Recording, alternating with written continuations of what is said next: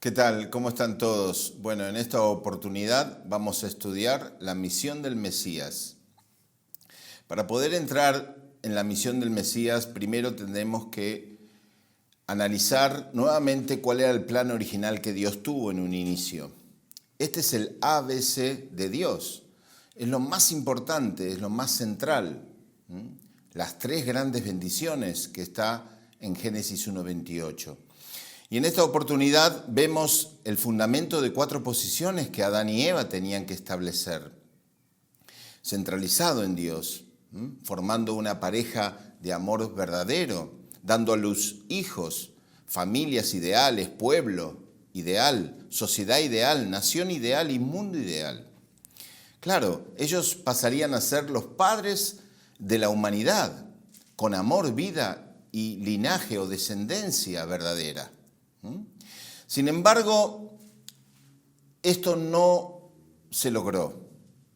Ya estudiamos en la caída del ser humano que lamentablemente Satán influencia a Eva, Eva come del fruto, Eva influencia a Adán, Adán come del fruto, tienen relaciones sexuales ilícitas y consolidan el pecado original y la naturaleza caída. Eso pasa a los hijos, se forman familias caídas, pueblos caídos, sociedades caídas, naciones caídas y un mundo caído. En vez de padres de la humanidad verdaderos, pasan a ser padres falsos, con amor, vida y linaje falso. O sea, un mundo falso y contaminado, al cual llamamos infierno, tanto en la tierra como en el mundo espiritual. Entonces, entendiendo ya estos aspectos fundamentales del estudio del principio divino, tenemos que ir a un versículo en la Biblia que dice Isaías 46:11, tal como lo he dicho, así lo haré, dice Dios. Como lo he planeado, así se cumplirá.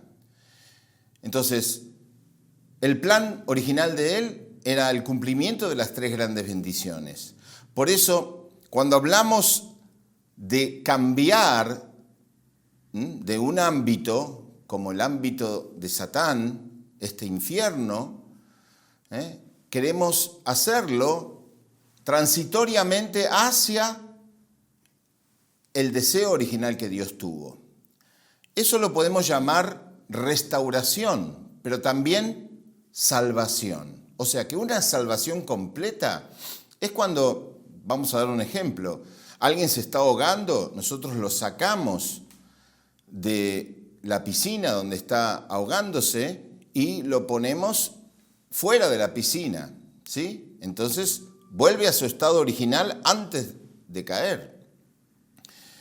No es que la persona queda mitad de cuerpo adentro y mitad de cuerpo afuera. Es una salvación total y completa, ¿sí? Y bueno, por eso mismo también esto ocurre con el deseo de Dios. Tiene que ser establecido nuevo. Y para eso el único que puede hacerlo es el Mesías. El único responsable, porque nace sin pecado original y es el único indicado para establecer este modelo. O sea que Él viene como un hombre centralizado en Dios, reflejando la naturaleza de Dios, siendo el templo de Dios, ¿sí? Uniéndose completamente con Él. Dios mora en su corazón. La manera de pensar, sentir y hacer las cosas de Dios están en Jesús, ¿sí? Por eso Él era el más indicado para establecer lo que Adán y Eva no cumplieron. Y fíjense en este gráfico, vemos que el Mesías viene con esa misión. Y viene con la misión de padres verdaderos. O sea, viene a hacer lo que Adán y Eva no pudieron hacer. Pero para eso tiene que establecer un matrimonio centralizado en Dios. Y en 1 Corintios 15:45 dice que Él viene como el último Adán, ¿sí? para establecer como padres verdaderos el amor verdadero, la vida verdadera, el linaje verdadero, ¿sí? Una humanidad restaurada. Pero Él tenía que establecer el modelo de las 3 bendiciones. Y fíjense, como premisa, el Mesías viene para eliminar el pecado original, para cortar de la humanidad la relación que tiene con el arcángel caído. Y la salvación sería en pareja, porque fue así como se produjo la caída, en pareja. Y entonces la pareja debe ser salvada. No alcanza con una salvación individual. Entonces, también el Mesías tiene que cumplir el propósito de las 3 bendiciones y establecer la soberanía de Dios, el reino de los cielos. Bien, vamos a ver ahora que la voluntad de Dios se manifestó en el Mesías, y el Mesías, como dije, vino a establecer el reino de los cielos. Y en la Biblia, en Mateo 4:17, dice: arrepentíos, que el reino de los cielos está cerca. También en Mateo 3:2 dice: convertíos, porque ha llegado el reino de los cielos. Y en Mateo 6:10 dice: hágase tu voluntad, así en la tierra como en el cielo. Entonces, nosotros hablamos en la primera conferencia de los principios de la creación acerca de que no existe solo un mundo físico, hay un mundo espiritual. Entonces, el reino de Dios debe establecerse en la tierra y luego en el mundo espiritual. O sea, cuando las personas dejan este mundo físico, pasan a conformar el reino de los cielos en el mundo espiritual. Pero para eso hay que lograrlo en la tierra. Claro, este era el deseo que Dios tenía para el Mesías, o sea, cuál era el rol del Mesías, y Jesús estaba cumpliendo muy bien, dando estas palabras. Ahora, ¿cuál era la voluntad de Dios para el pueblo? O sea, ¿el pueblo qué tenía que hacer? ¿Matar al Mesías? No, creer en Él, creer en Jesús. En Juan 6:29 dice: esta es la obra de Dios, que creáis en el que Él ha enviado. También en Juan 10:37-38 dice: creed a las obras, para que conozcáis y creáis que el Padre está en mí y yo en el Padre. Jesús hizo todo lo posible para dar un mensaje al pueblo para que crea en Él, para que se una con Él, para que se complemente, para que haya una relación de corazón con Él. Sin embargo, nosotros vemos que la reacción del pueblo fue opuesta. En Mateo 12:24, este no echa fuera los demonios, sino por Belcebú, príncipe de los demonios. Fíjense que no estaban creyendo en Él. Y por otro lado, en Mateo 27:40, cuando Él estaba ya en la cruz, dice: tú que derribas el templo y en 3 días lo reconstruyes, sálvate a ti mismo si eres hijo de Dios. Desciende de la cruz. Irónicamente, el pueblo demostraba que no creía en Él. Entonces, esto facilitó el camino de Jesús para ir a la cruz, lamentablemente. Ahora bien, cuando hablamos de la crucifixión, ¿fue la voluntad original de Dios? O sea, ¿Dios deseaba realmente enviar a Jesús a la cruz? Y vamos a ver las palabras de los discípulos. En Hechos 7:51-52 dice: hombres de dura cerviz y de corazón y de oídos incircuncisos, vosotros resistís siempre al Espíritu Santo. Como fueron vuestros padres, así sois vosotros. Ellos son los que mataron a los que pronunciaban la venida del justo, que vosotros acabáis de entregar y del cual habéis sido homicidas. Esto lo dijo Esteban.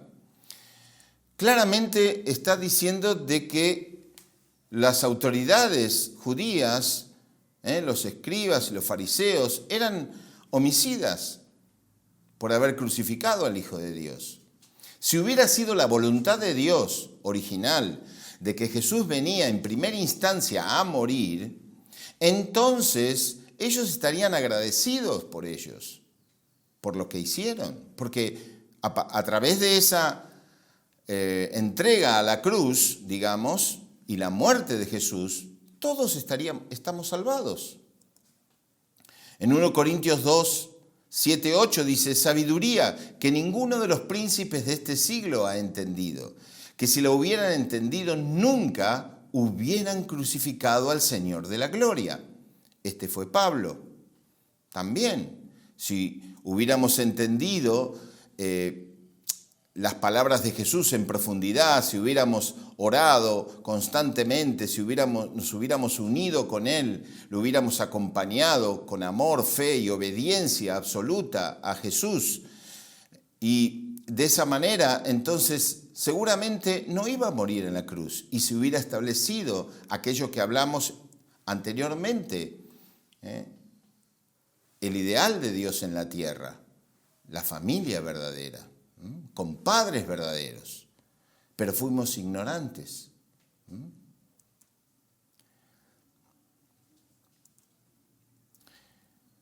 Claro, vimos que el pueblo no respondía, entonces esto generó aflicción en Jesús ante esa incredulidad. Veamos las palabras de Jesús. En Lucas 19, 41, 44 dice, al llegar cerca de Jerusalén, poniéndose a mirar esta ciudad, derramó lágrimas sobre ella, diciendo, si conocieses también tú, por lo menos en este día, lo que puede atraerle la paz. Mas ahora está todo ello oculto a tus ojos, por cuanto no has conocido el tiempo en que Dios te ha visitado. Muestra claramente la aflicción en el corazón de Jesús. También en Mateo 23, 37 dice, Jerusalén, Jerusalén, que matas a los profetas y apedreas a los que a ti son enviados. ¿Cuántas veces quise abrazarte o quise abrazar a tus hijos como la gallina abraza a sus polluelos bajo las alas y tú no lo has querido? También, vean el corazón que Jesús tenía de frustración por querer unirse con el pueblo, querer él atender al pueblo, servirlo con su palabra y su amor, pero no tenía respuesta. En Juan 5, 39, 40 dice, escudriñad las Escrituras, puesto que creéis hallar en ellas la vida eterna. Ellas son las que están dando testimonios de mí y con todo eso no queréis venir a mí para alcanzar la vida.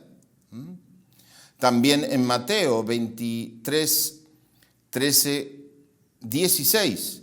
Hay de vosotros, escribas y fariseos hipócritas, que cerráis el reino de los cielos a los hombres, porque ni vosotros entráis ni dejáis entrar a los que entrarían. Hay de vosotros guías ciegos. Claramente Jesús estaba enojado porque las propias autoridades, quienes en teoría fueron los más preparados por Dios a lo largo de ese periodo de tiempo, no estaban respondiendo. E incluso estaban bloqueando el acceso a otros que quieren entrar al reino de los cielos, pero no pueden porque ellos mismos son una traba.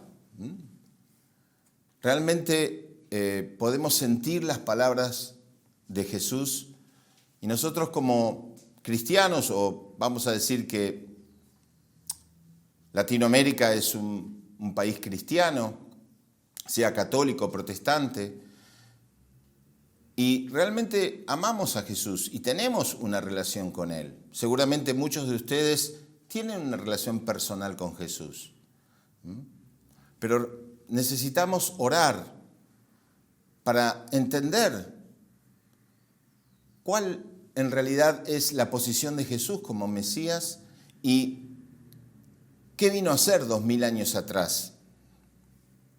Es muy importante para entender su corazón. También en Mateo 23, 24 dice, ay de aquel por quien el Hijo del Hombre es entregado, más le valdría a ese hombre no haber nacido. Fíjense que también Jesús estaba enojado en relación a Judas Iscariote. Y Judas se dio cuenta que hablaba de él, que lo iba a entregar. Claro, estaban alejados del corazón de Jesús. Más allá de que caminaban juntos, no tenían una relación profunda de corazón con Jesús.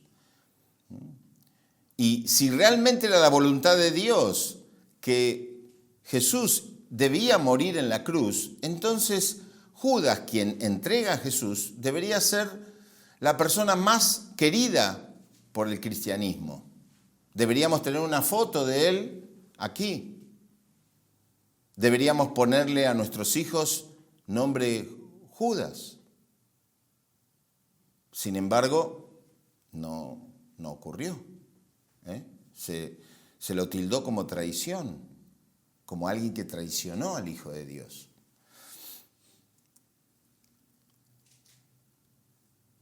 Entonces, vamos a explicar ahora uno de los puntos más centrales de la misión de Jesús, cuando él oró en Getsemaní. En Mateo 26, 38, 39 dice, entonces Jesús le dijo, mi alma está muy triste hasta la muerte, quedaos aquí y velad conmigo. Y yendo un poco adelante, se postró sobre su rostro, orando y diciendo, Padre mío, si es posible, pase de mí esta copa, pero no sea como yo quiera, sino como tú. Está orando con desesperación Jesús, orándole al Padre Celestial. Y dispuesto a entregarse. Ahora, esta oración ha sido malinterpretada incluso por el mundo cristiano, pensando que él estaba orando porque, claro, es humano y iba a padecer dolores y esto le ocasionaría un sufrimiento enorme a nivel personal. Sin embargo, vamos a ver las razones de por qué Jesús no quería morir. Fíjense. Primero, entendía el corazón afligido de Dios desde la caída del ser humano. Él más que nadie lo entendía, así como el principio divino nos explica. También sabía el plan de Dios de cumplir las 3 grandes bendiciones. ¿Cuánto más él quería quedarse para cumplirlas? Él era el más indicado. Y muchos se escandalizan y dicen, no, ¿cómo? El Hijo de Dios puede tener relaciones sexuales. No, eso déjenmelo para mí. Yo soy un pecador, yo puedo hacerlo. Pero el Hijo de Dios no. Ahora, ¿no sería más indicado que Él sea el único que podía tener esas relaciones? Si no tenía pecado original. Si Dios moraba en su corazón. Si tenía el punto de vista de Él. Si tenía un corazón altruista, si tenía el deseo de vivir por el bien de los demás, ¿no sería él el más indicado para formar un matrimonio y una familia? Realmente el ser humano caído ha sido muy soberbio en frente de Jesucristo. Pero él entendía que tenía que formar esa familia, porque estaba en el plan. Génesis 1:28. Después, también no quería morir porque no quería ver sufrir al pueblo israelí a causa de su crucifixión. Sabía que posteriormente el pueblo israelí iba a indemnizar este sufrimiento en la cruz. Y nosotros vimos, lamentablemente, las dificultades que ha tenido el pueblo israelí de establecerse como una nación.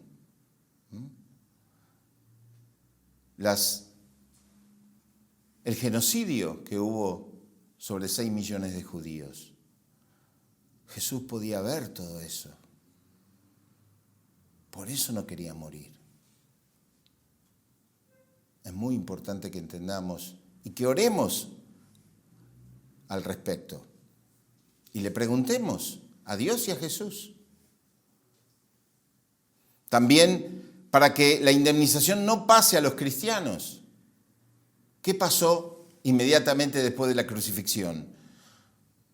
Los discípulos de Jesús tuvieron que ir por un camino de persecución y de matanza, porque ellos pasaron a ser mártires. Eran comidos por los leones. Ellos eran puestos en torres y eran quemados vivos para iluminar las competencias romanas. ¿Era eso lo que Dios quería desde un inicio? ¿Realmente Dios quería la crucifixión de Jesús para ver todo eso? La verdad que sería un padre el cual dejaría mucho que desear. Ningún padre de familia generaría una cuestión de sufrimiento para su hijo. Al contrario, lo trataría de liberar. Necesitamos repensar, reentender la historia de Jesús. Y el principio divino transmite claramente esos puntos. Vamos a continuar entonces con las profecías que hubo antes de la llegada de Jesús. Y es muy interesante porque en Isaías 9, 11, 60 muestra que el Mesías Jesús que iba a venir iba a llegar a ser el Mesías de la gloria. Eso obviamente, como bien vimos recién, dependía de que el pueblo judío crea en él. Pero por otro lado había otra profecía, que era Isaías 53, que decía que por nuestros pecados Él va a ser traspasado, Él va a tener muchos dolores y va a morir en la cruz. Claro, obviamente que era porque si la humanidad, la gente, el pueblo judío de ese tiempo no creía en Él, obviamente que Él iba a ser el Mesías sufriente. Entonces acá entra en juego algo muy importante que mostramos en la primera conferencia, en los principios de la creación. Hablamos de la responsabilidad humana. Recuerden de que el deseo de Dios es que se cumpla su voluntad en un 100%, ¿sí? Es absoluto, eso va a pasar. Pero para que eso llegue a pasar, es necesario la responsabilidad de Dios en un 95% y la responsabilidad del ser humano en un 5%, comparativamente. Claro, ese 5%, como dije, representa el 100% del esfuerzo de la persona. Y en este caso, para que Jesús llegue a ser el Mesías de la gloria, tenía que haber el cumplimiento en un 100% de esfuerzo de parte del pueblo judío, o sea, el 5% de su responsabilidad en frente de Dios,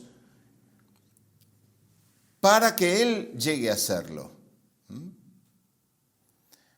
De lo contrario, no. Y eso lo vimos en el jardín del Edén. Adán y Eva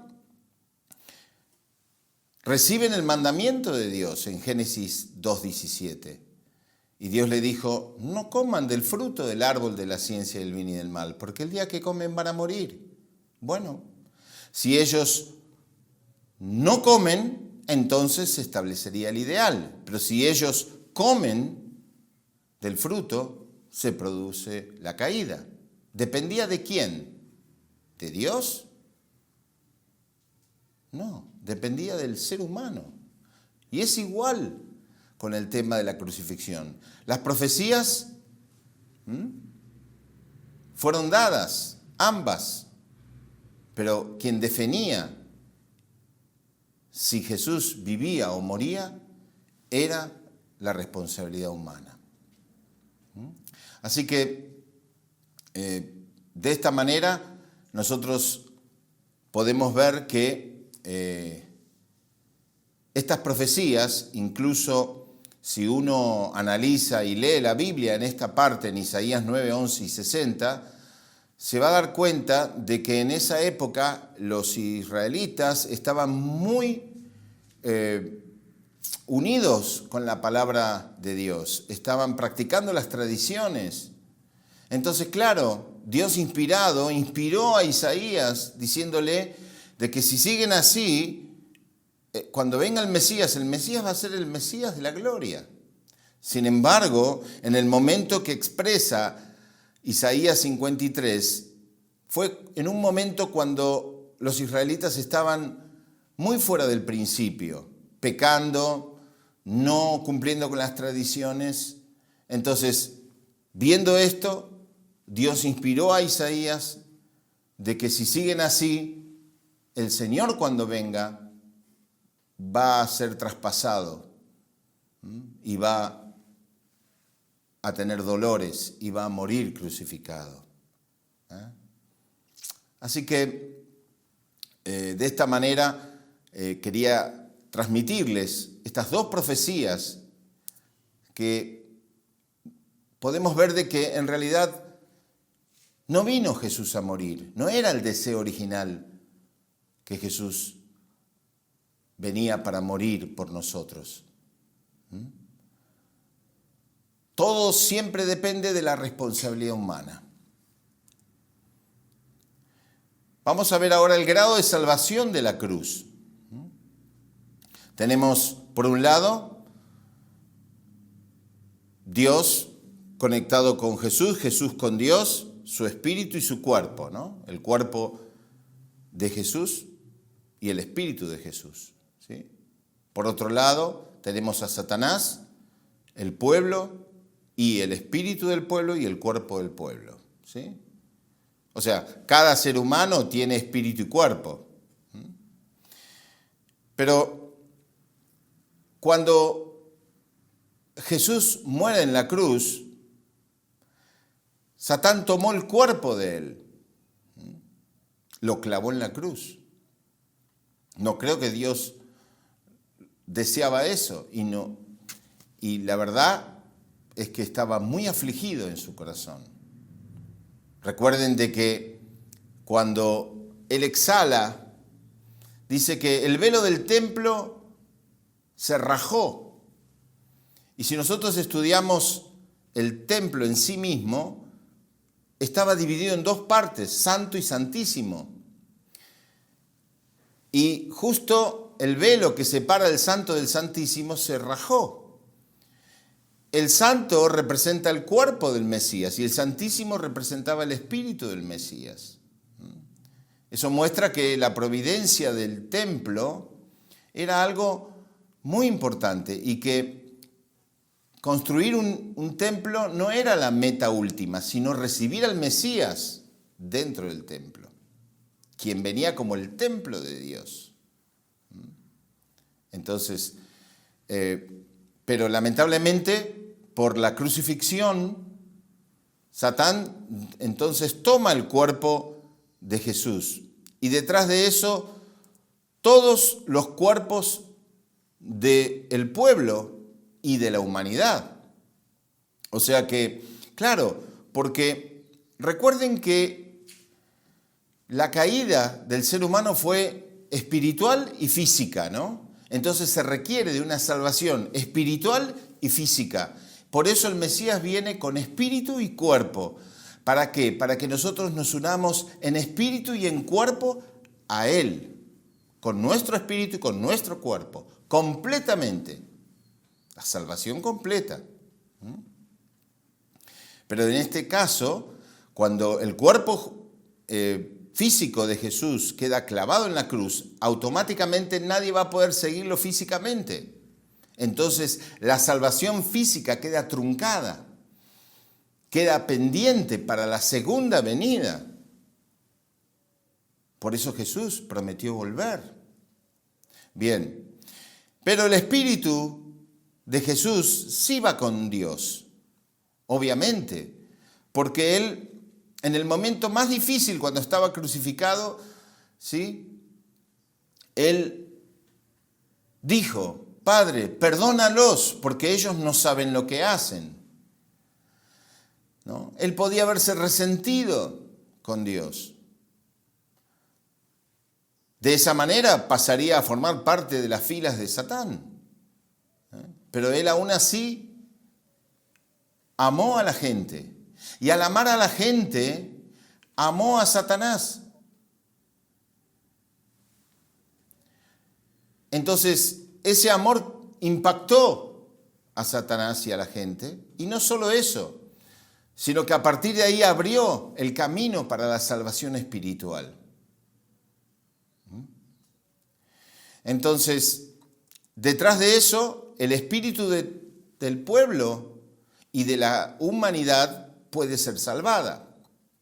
Por eso hablamos de un grado de salvación parcial, ¿sí? O una salvación espiritual. ¿Y por qué decimos esto? Porque en estos versículos que están acá, refleja que en realidad todavía nos falta. Entonces, veamos algunos versículos que nos muestran que la salvación fue parcial. Romanos 7, 23, 25. Pablo mismo gemía en su interior, aguardando la salvación.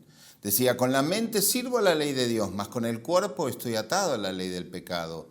Pobre de mí, ¿quién me librará de este cuerpo de muerte?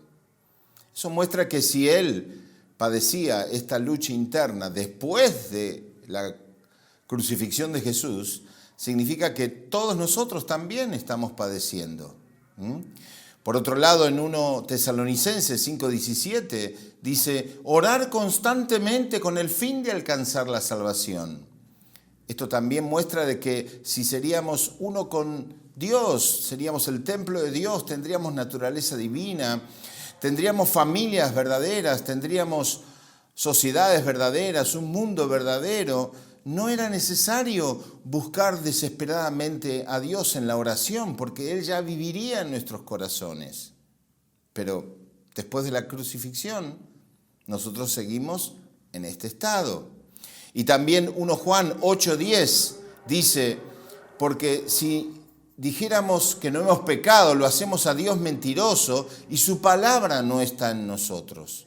También muestra que en realidad el ser humano es pecador, sigue pecando después de la crucifixión. Por eso Jesús prometió volver, por eso Él habló de la segunda venida. Bien, estudiemos ahora la última parte de nuestra presentación de la misión del Mesías y que es fundamental, es sobre Juan el Bautista y Elías. Vamos a ver la relación que había entre ambos. Primero, Elías fue un profeta que vivió 900 años antes de Cristo y él tenía una misión de preparar personas para la llegada del Mesías, ¿sí?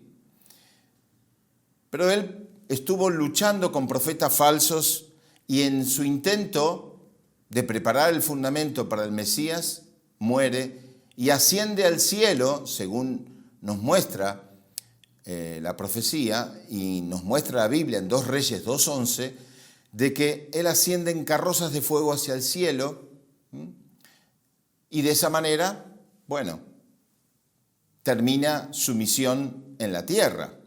Claro, pero podemos decir que 500 años después, Malaquías, que fue el reformista judío, dice en justamente el último versículo de su libro, dice Malaquías 3:23, dice que he aquí que os enviaré al profeta Elías antes de que llegue el día grande y terrible del Señor. O sea que está prediciendo de que Elías va a volver. Y esto quedó en la mente de los israelitas pensando de que, antes de que venga el Mesías, debe volver Elías. ¿Sí? Sin embargo, nosotros estudiamos que, especialmente en Mateo 17, 11, 13, dice que Jesús respondió a las personas acerca de esta relación entre Elías y Juan el Bautista. Y dice, respondiendo Jesús les dijo, a la verdad, Elías viene primero, dice, y restaurará todas las cosas. Mas os digo que Elías ya vino, y no lo conocieron, sino que hicieron con él todo lo que quisieron. Así también el Hijo del Hombre padecerá de ellos. Entonces los discípulos comprendieron que les había hablado de Juan el Bautista. Claramente, Elías, que ya había muerto 900 años atrás, estaba representado por Juan el Bautista. Juan el Bautista venía en la posición de Elías para preparar el camino de Jesús. Esto es muy revelador. Dios no trabaja de una manera sobrenatural. Hasta el día de hoy, los israelitas esperan a Elías y obviamente al Mesías. Sin embargo, Elías viene, pero en la persona de Juan el Bautista. Claro, Juan el Bautista tiene otro espíritu, otro cuerpo, pero viene con la misma misión que Elías tuvo tiempo atrás. Fíjense, en Mateo 3:11 dice, yo os bautizo en agua para la conversión, pero aquel que viene detrás de mí es más fuerte que yo y no soy digno de llevarle las sandalias. Él os bautizará en Espíritu Santo y fuego. O sea que la misión de Juan el Bautista era preparar el camino de Jesús. También en Juan 1:33, y yo no le conocía, pero el que me envió a bautizar con agua me dijo, aquel sobre quien veas que baja el Espíritu y se queda sobre él, ese es el que bautiza con Espíritu Santo. Y yo le he visto y doy testimonio de que este es el elegido de Dios. Bueno, este episodio ocurre en el río Jordán, cuando Juan se encuentra con Jesús. Ve descender la paloma del Espíritu Santo. Entonces él dice, este es el Cordero de Dios que quita el pecado del mundo. Claramente da testimonio de él. En Lucas 1:76, 77.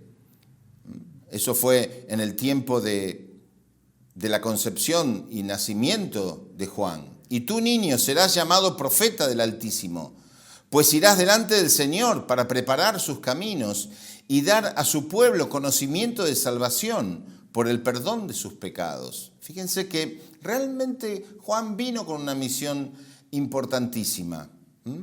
Vino como el resultado de todo el Antiguo Testamento. Vino como el último profeta del Antiguo Testamento, pero contemporáneo a Jesús. Por lo tanto, él tenía el rol providencial y la responsabilidad de dar testimonio de Jesús, pero un poquito más que eso, unirse con él. Entonces, leemos en Mateo 11:14, y si querés recibirlo, él es aquel Elías que había de venir. Fíjense que Jesús menciona claramente la identidad de Juan el Bautista. También Juan 1:21 dice, y le preguntaron, ¿qué pues? ¿Eres tú Elías? Dijo, no soy. Y continúa, ¿y eres tú el Cristo? No. O sea que, claro, la figura de Juan era tan grande, tan importante, que realmente, y por lo que decía, era la persona que vino a preparar el camino. Pero algo no estaba claro dentro de él. No estaba comprendiendo cuál era su rol providencial y comenzó a confundir eso a la gente, porque él está negando que era Elías. Bien, y en Lucas 1:17 e irá delante de él con el espíritu y el poder de Elías. Está clarísimo. O sea, esto es cuando su esposa Isabel, la esposa de Zacarías, concibe a Juan. Entonces, los ángeles están dándole una responsabilidad y es una revelación que le está dando de que su hijo vendrá con el espíritu y el poder de Elías. Esto tendría que estar bien claro dentro de Juan. Seguramente Isabel se lo transmitió muchas veces de niño. Dice, para hacer volver los corazones de los padres a los hijos y de los rebeldes a los prudentes, de los justos, para preparar al Señor un pueblo bien dispuesto. O sea que seguramente él sabía todo esto, pero él negó su posición de Elías. Dice en Juan 3:30, después que Juan y Jesús se encontraron en el río Jordán, cuando Juan bautiza a Jesús y dice, este es el Cordero de Dios que quita el pecado del mundo. Después de eso, al día siguiente comenzaron a bautizar en diferentes lados del río Jordán. Y dice, entonces hubo discusión entre los discípulos de Juan y los judíos acerca de la purificación. Y vinieron a Juan y le dijeron, Rabí, mira, que el que estaba contigo al otro lado del Jordán, de quien tú diste testimonio, bautiza y todos vienen a él. Respondió Juan y dijo, es necesario que él crezca por Jesús, pero que yo mengüe. Entonces, esto muestra claramente de que Juan está diciendo, ok, continúa con tu trabajo, yo voy a continuar con mi trabajo. La misión de Juan es no solo dar testimonio, sino unirse, complementarse con Jesús, ¿no? Juan el Bautista tenía que dar testimonio de Jesús y unirse a él.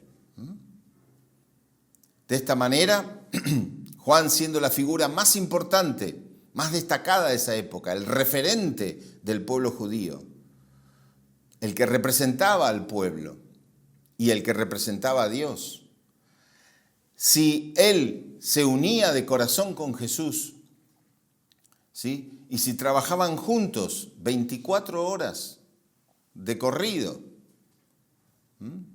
Juan estaría a la expectativa de lo que Jesús le pedía. Entonces, el reino de los cielos se podía haber establecido en esa época. Sin embargo, Juan el Bautista tenía ignorancia de su posición, incredulidad acerca de Jesús. Lo veía como una persona común. O sea que después que la paloma descendió del Espíritu Santo a Jesús, aparentemente la experiencia espiritual se terminó para Juan y con el correr del tiempo se dio cuenta que, no creía en Jesús y obviamente no tuvo unidad con él, ¿no? Esto significa que no cumple su responsabilidad. Recuerden otra vez, hay una parte de responsabilidad del ser humano. Solo que hay personas claves que Dios prepara para que cumplan su parte de responsabilidad. Y en este caso, quedarse con Jesús era importantísimo. Pero lamentablemente, dentro de Juan el Bautista, se activaron los 4 puntos de la naturaleza caída. ¿Cuáles eran ellos? No tomar el punto de vista de Dios, abandonar la posición, invertir el dominio y multiplicar el mal. Estos 4 puntos se activan en el espíritu de Juan y van en contra, obviamente, de Jesús y de Dios.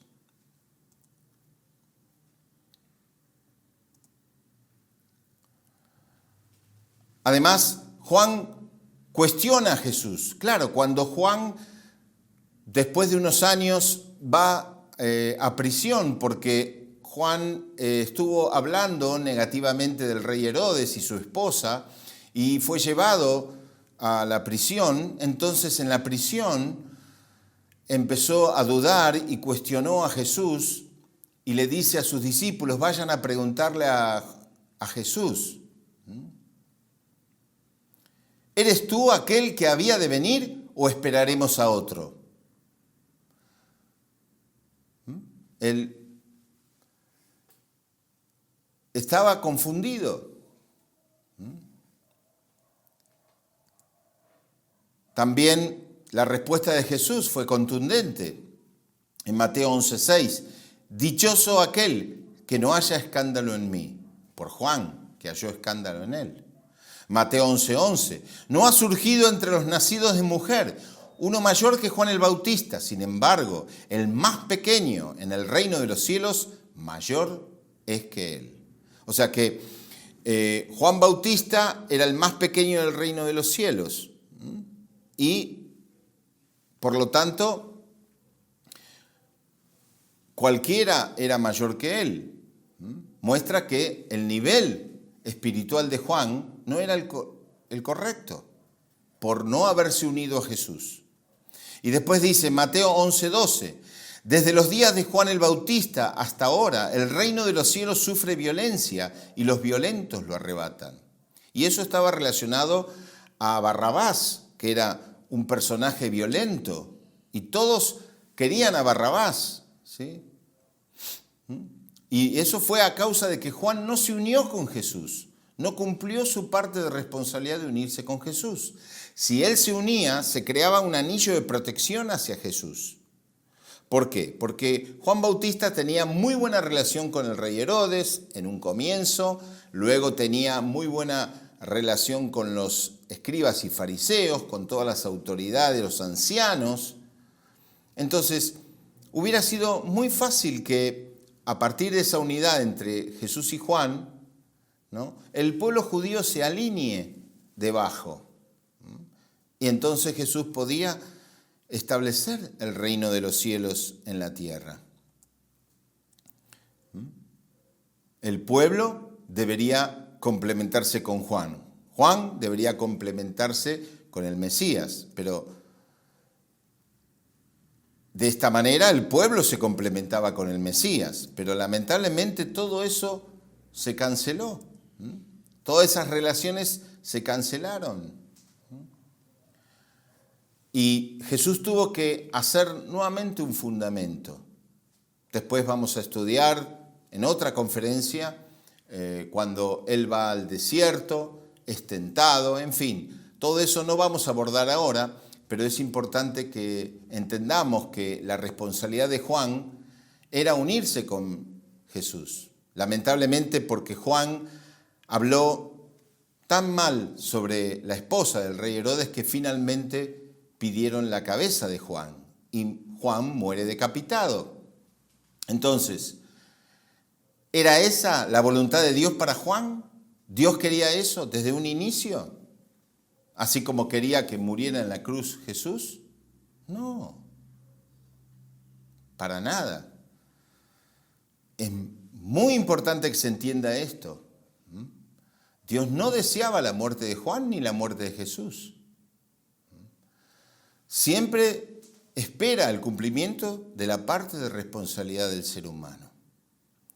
Bueno, muchas gracias. Nos vemos pronto.